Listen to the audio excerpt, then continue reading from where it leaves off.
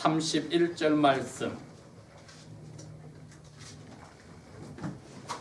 주님께서 그들을 가르치기 시작하시기를 인자가 반드시 많은 고난들을 받고 장로들과 대제사장들과 서기관들에게 버림받게 되어 죽임을 당하고 3일 후에 다시 일어나야 하리라 하시니라. 주님께서 그 말씀을 드러나게 하시니 베드로가 주님을 붙들고 주님을 야단치기 시작하나 주님께서 돌아서서 무리와 제자들을 보시매 베드로를 꾸짖어 말씀하시기를 사탄아 뇌 뒤로 물러가라. 이는 네가 하나님의 일들보다는 오히려 사람의 일들을 좋아하기 때문이로다 하시니라. 주님께서 제자들과 무리들을 함께 자신에게 불러 말씀하시기를 누구든지 나를 따라오려거든 자기 자신을 부인하고 자기의 십자가를 지고 나를 따라오라. 이는 누구든지 자기 생명을 구원하고자 하면 잃어버릴 것이요 그러나 누구든지 나와 복음 때문에 자기 생명을 잃을 자는 구원을 얻기 때문이라. 사람이 온 세상을 얻고도 자기 자신의 생명을 잃으면 무슨 유익이 있으리요? 또는 사람이 무엇을 주고 자기의 생명과 바꾸겠느냐? 그러므로 누구든지 이 음란하고 죄가 많은 세대에서 나와 나의 말들을 부끄럽게 여기면 인자도 하나님의 영광으로 거룩한 천사들과 함께 올 때에 그 사람을 부끄러워하리라 하시니라. 아멘. 오늘은 저희들이 지난 1월 첫째 줄부터 이르기까지 예수님의 제자의 삶이 무엇인가에 대해서 읽고 생각하는데 5번째가 됩니다. 오늘은 이 십자가를 지는 삶이 되겠습니다. 저희들 21세기에는 잘 깨닫지 못하겠지만 1세기에 이스라엘이란 나라가 없어지고 로마 제국의 지배를 받고 그 총독이 파견하여서 이스라엘을 다스리고 있을 때에 예수님이 자라났던 북쪽 갈릴리 지방이 가장 로마 제국에 거센 반항을 보였습니다. 그래서 로마 제국이 석국을 다스리는 형벌 중에 가장 잔인하게 한 형벌이 바로 십자가형이었습니다. 어린애들에게 할 수 없고 여자들에게 할 수 없고 성인 남자들에게만 행하는 벌이었으니까 그 십자가 형벌을 통하여서 사람들에게 공포감을 조성하여 로마 제국에 복종하게 만들었던 것입니다. 그러니 오늘 예수님께서 이 자기 제자들의 대표가 되고 또 가장 제자들 가운데 결혼하고 나이가 많았던, 물론 예수님보다는 어리지만은 나이가 많았던 이 베드로를 관계에서 하신 이야기는 모든 그 나머지 11 사도들과 또 예수님의 나머지 제자들과 따르려 했던 무리들에게 잘 각인이 되었습니다. 그러나 예수님의 말을 들었다고 해서 그대로 따를 수 있느냐, 이것은 별개의 문제입니다. 오늘은 저희들이 그 부분을 생각합니다. 1세기에 약 400년 전에부터 오늘날 이란과 이락 땅에 포로로 있던 유대인들이 돌아오기 시작하여서 성전에서 희생 제사를 드리던 것이 각 자기 고향에서 회당을 중심으로 안식일을 예배하는 일이 생겼습니다. 그리고 그 회당마다 학교가 들어서서 초등학교, 중학교, 고등학교까지 이끄는 가르치는 선생들이 생겼으니 그 사람들이 지금 말하는 성경에서 말하는 서기관들이었습니다. 그리고 그 서기관들보다도 자기 자신을 하나님의 말씀 속에 완전히 투자하고 삶을 누리는 사람들을 바리새인들이라고 했는데 그 당시에만 해도 6천 명 이상이 있었다고 했습니다. 그러니 이 갈릴리 지방에 그 서기관들이나 중고등학교 선생들이나 또 자기의 삶 자체를 하나님의 말씀대로 살겠다고 하는 바리새인들보다도 더 모든 사람들에게 존경받는 랩바이들이 있었는데 갈릴리 지방에는 죽은 세례 요한과 나사렛 예수님밖에 없었습니다. 그리고 예루살렘에도 수천 명의 레바이 중에 딱 세 사람만이 존경을 받았으니 샴마이와 힐렐과 그의 손자인 가말리엘이었다. 왜 이분들은 존경을 받았냐 했냐면은 하나님께로부터 능력을 받아서 성경 말씀을 스스로 풀이할 수 있는 권세를 가졌기 때문이었습니다. 자, 갈릴리에는 유일하게 그런 랩바이는 예수님 한 분뿐이었는데 왜 예수님과 제자들 사이가 오늘 저희들에게 부각이 되냐면은 그게 바로 1세기에 야훼께서 이스라엘 백성 가운데 주신 성전을 중심으로 하였던 제사에서 하나님 말씀을 이제 각 곳에 흩어진 이스라엘 유대인들에게 가르치던 방법으로 쓰셨기 때문입니다. 예수님은 그 방법을 그대로 차용을 해서 자기 자신을 랩바이라고 하고 자기를 따르는 사람을 그 당시에 유명한 그 5 랩바이의 제자들과 같이 제자들로 받으셨는데 나머지 그 유명한 랩바이와 다르게 예수님만이 제자들이 자기에게 오기를 기다리지 않고 예수님이 그 제자들을 찾아가서 택했으며 다른 랩바이의 제자들과는 다르게 능력이나 그러한 재능이 별로 없는 사람들을 찾아서 예수님의 제자로 만들었습니다.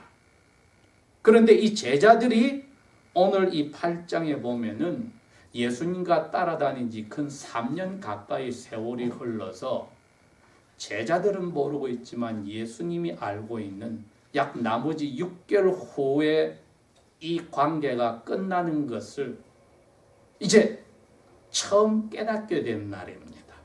예수님이 제자들에게 먼저 많은 무리와 제자들이 자기에게 와서 근 30마일 떨어진 가이사라 빌립보까지 갔는데 거기서 물었습니다. 너희들은 사람들이 나를 누구라고 하더냐? 하나님이 보낸 선지자입니다. 엘리야입니다. 어떤 사람은 헤로드 왕이 죽였던 세례 요한이 다시 살아났다고 합니다. 그럼 너희들은 나를 뭐라고 생각하느냐고 물었을 때에 자기 동생 안드레가 말했듯이 3년 전에 말했듯이 베드로가 그럽니다.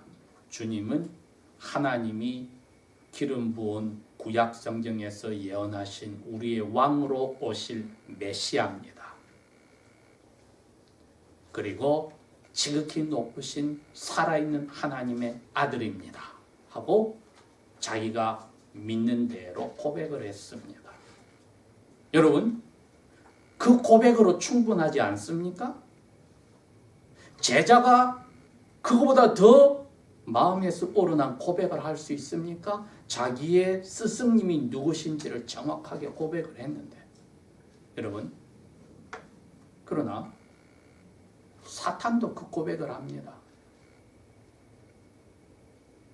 나사렛에서 자란 예수가 하나님 아들이라는 것을 사탄도 더 정확하게 알고 있습니다. 이 제자들보다도 아들 하나님을 더 잘 압니다.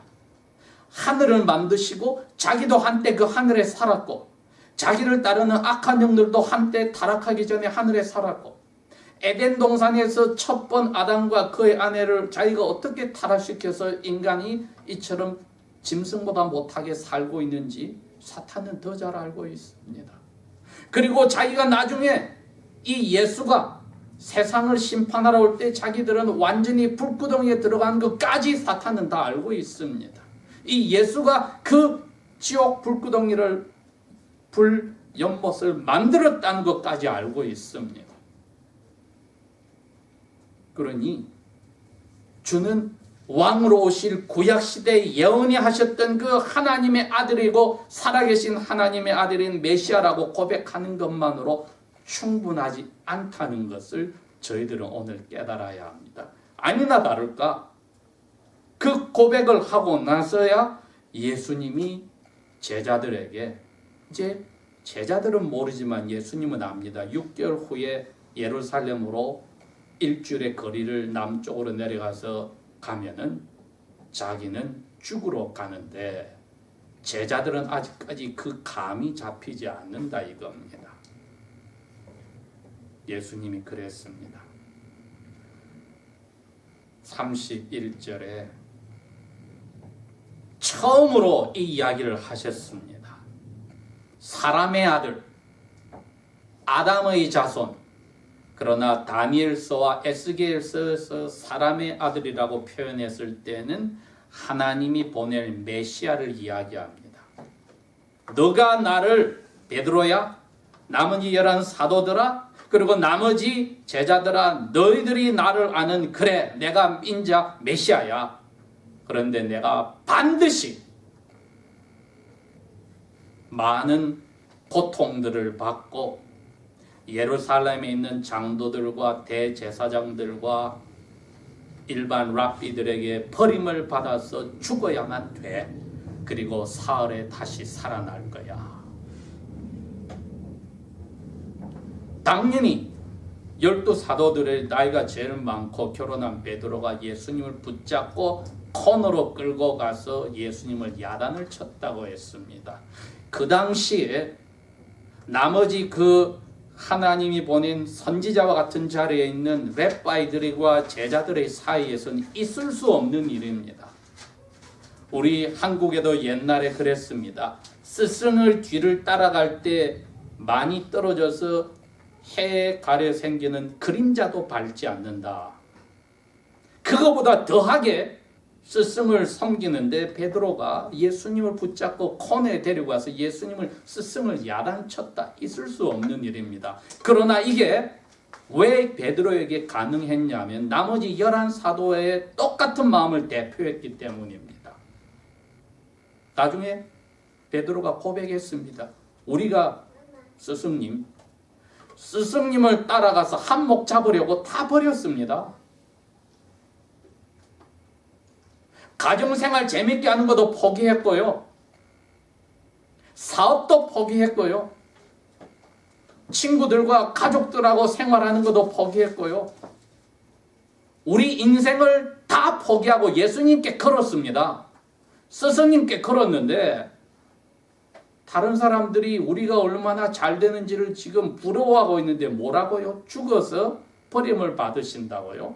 예루살렘에 가면 드디어 메시아가 이스라엘을 로마 제국에서 해방하여서 하나님의 나라를 만들면 우리가 1등에서 12등까지 다 앉아야 되는데 지금 무슨 말씀하십니까? 왜 우리의 꿈을 깨려 하십니까? 이건 사탄이 원하는 겁니다. 어떻게 하든지 예수님을 십자가에 죽지 않게 하려는 것이 사탄의 작전입니다.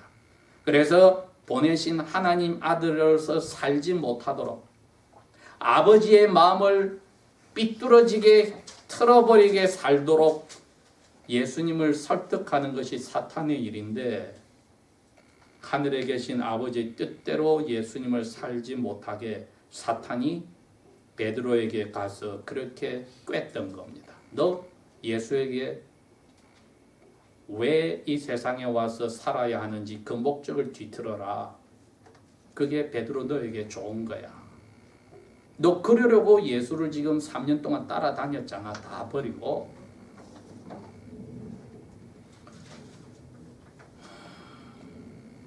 그러나 예수님은 이제 얼마 시간이 남지 않았기 때문에 12명을 특별히 훈련을 시켰는데 6개월 있다가 떠나버리시면은 이 제자들의 상태로는 이 제자들이 예수님을 닮은 랩바이들이 되어가지고 또 제자들을 만드는 생산하는 일이 불가능하다는 것을 알고 계십니다. 그러니 예수님은 이제는 시간이 촉박하니까 제자들에게 둘러서 이야기하지 않고 정확하게 상황을 설명한 겁니다. 이게 첫 번째 말씀이 시작된 겁니다. 죽음에 대해서. 너희들이 나를 따라다녀서 나처럼 멋진 사람이 되어서 죽은 사람도 살리고 악한 영도 쫓아내고 사람들에게 인기를 얻고 스승으로 존경받고 또 제자들을 키우고 너 그거 기대하지? 나 죽어야 돼. 다른 그 당시에 유명했던 나머지 세 랩바이와 다른 이야기를 하시고 또 이미 예수님에게 세례를 줬던 세례요한은 잡혀 목에 잘려 이미 죽었습니다. 그런데 이 예수님마저 특별히 안드레 같은 경우는 그 세례 요한을 버리고 예수님을 따라왔는데 지금 예수님이 자기도 죽어야 된다니 이거는 있을 수 없는 일인 거지요. 그러니 베드로의 이야기지만은 나머지 11 사도들의 마음이 그대로 드러난 겁니다. 예수님은 구약 성경에서 말한 유다의 자손으로 대표로 와서 사자와 같이 메시아로서 이 이스라엘을 제일 1등 국가로 만들겠다 하러 온 것이 아니고 날마다 아침 9시와 오후 3시에 죽임을 당하는 1년 된 수양 어린 양처럼 오셨는데 제자들은 사자와 같은 왕으로 예수님이 바뀌기를 기대하고 살았다는 것입니다. 그러니 당연히 베드로를 향해서 제자들을 보고 꾸짖었습니다. 말씀은 베드로에게 하는데 눈은 제자들을 향했다 이겁니다. 33절에 정색을 띠고 돌아서서 이야기를 했습니다. 사탄아 물러가라. 너희 각자 지금 사도들의 마음속에 있는 사탄아 물러가라. 내가 메시아로 너희들의 레바이 스승이 되고 주인이 된 것은 사람답게 살게 하는 것을 너희들이 나에게서 배워야 하기 때문이었다. 이겁니다. 여러분, 우리가 지금 그리스도인으로 산다는 것이 똑같은 초점입니다. 내가 사람답게 사는가? 순간적으로 여러분이 생각하기를 이 세상에 사람답게 산다는 것은 다른 사람들하고 잘 어울리고 하나님 주신 모든 포텐셜을 다 발휘하고 천만에요. 왜? 우리의 생각이 참으로 사람답게 산다는 것을 모릅니다. 에덴 동산을 잃어버렸기 때문에 사람답게 산다는 것을 하나님의 모습으로 거룩함과 참된 진리 안에서 영혼이 만들어져서 그 영혼이 어떻게 삶을 누리는 것을 그게 사람답게 산다는 것인데 에베소서 4장 24절 말씀처럼 그건데 이거 타락하기 전에 아담과 그의 아내 말고는 사람답게 산다는 것을 우리는 모릅니다, 여러분. 예수님이 그걸 지금 제자들에게 가르쳐 주겠다는데 베드로나 나머지 사도들과 나머지 제자들은 자기들이 가지고 있는 사람답게 산다는 것은 하나님이 자기들의 소원을 다 들어주어서 자기의 재능을 다 발휘해서 사는 것이라고 타락한 모습으로 착각한 것입니다. 우리의 기도가 혹시 그렇지 않습니까? 우리의 현재 하는 일과 장래 계획이 그렇지 않습니까? 제가 이것을 하나님을 위해서 살겠으니 기도로 하면서 도와주십시오. 그런데 내가 지금 계획한 것이 죄짓기 전에 아담과 하와에게 하나님이 만드신 하나님이 정해놓은 사람답게 사는 방법과 목적하고 같은지를 우리가 점검을 해야 합니다. 하나님이 정해놓으신 그 높으신 목적을 우리 수준에 낮춰서 기도할 게 아니고 그 목적이 무엇인지를 먼저 눈을 떠서 귀를 기울여서 듣고 보아야 하는데 예수님이 제자들에게 그렇게 하려면 너희들 베드로부터 11 사도들부터 나머지 제자들부터 그리고 제자가 되고 싶어 지금 나를 따라오는 너희 모든 무리들에게 내가 똑같이 말할게. 사람답게 살기를 원해? 그러면 너희들을 만드신 하나님의 뜻이 이거야. 내가 이런 사람이 되고 싶어서 그리스도인이 되고 제자가 되는 게 아니라 하나님이 정해놓은 사람답게 사는 법, 그 목표를 보여줄게. 자기 자신을 부인해라. 자기 목숨을 버려라. 다른 게 아닙니다. 내가 살아있는 한 내가 가지고 있는, 내가 좋아하고 내가 계획하고 내가 다른 사람과 다른 나의 만의 유일한 것이 있습니다. 그거 내가 걸어놓고 기도하지 않습니까? 예수님이 그거 포기해라는 겁니다.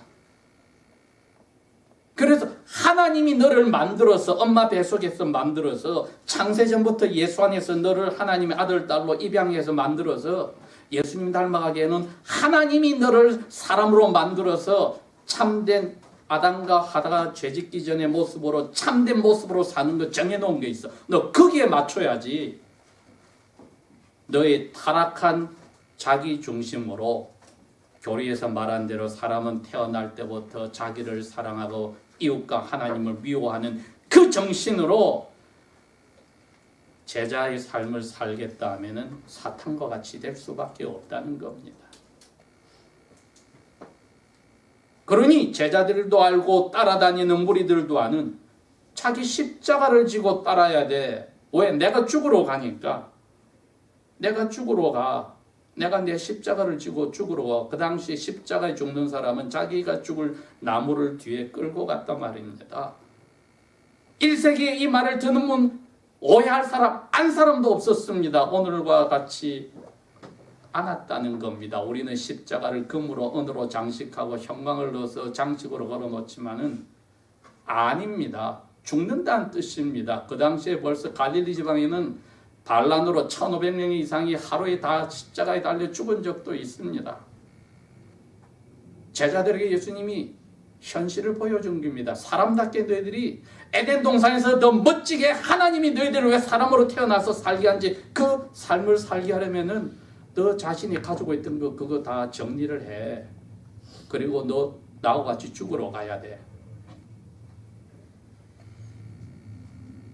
나중에 하늘에서 나타난 예수님을 만나서 바리새인 중에 하나 자기가 계획했던 대로 사람답게 살겠다고 하다가 포기한 사도 바울도 그랬습니다. 우리 아까 찬송에 불렀습니다. 갈라디아서 2장 20절에 그리스도와 함께 내가 십자가에 죽었다. 그러니 이제 하나님이 나를 만드신 목적에 맞게 내가 살지 내가 계획하고 기도한 대로 맞춰서 하나님을 끌어내리는 일은 있을 수 없다. 갈라디아서 5장에도 똑같이 그랬습니다. 24절에 그리스도 안에서 살려고 작정된 사람은 십자가를 지어서 죽었으니까 죽어야만 부활도 가능하고 죽었으니까 자기가 가진 계획이 없는 겁니다. 하나님이 자기를 새로 예수님 안에서 태어나게 한 그 계획에만 초점을 두어서 사는 겁니다. 여러분 우리 이거 안 되면은 가짜지요. 사탄을 따르는 제자입니다. 기도하겠습니다. 아버지 하나님,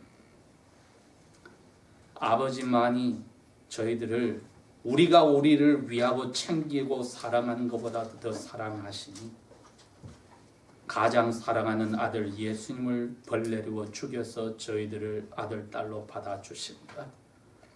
이 시간도 고백합니다.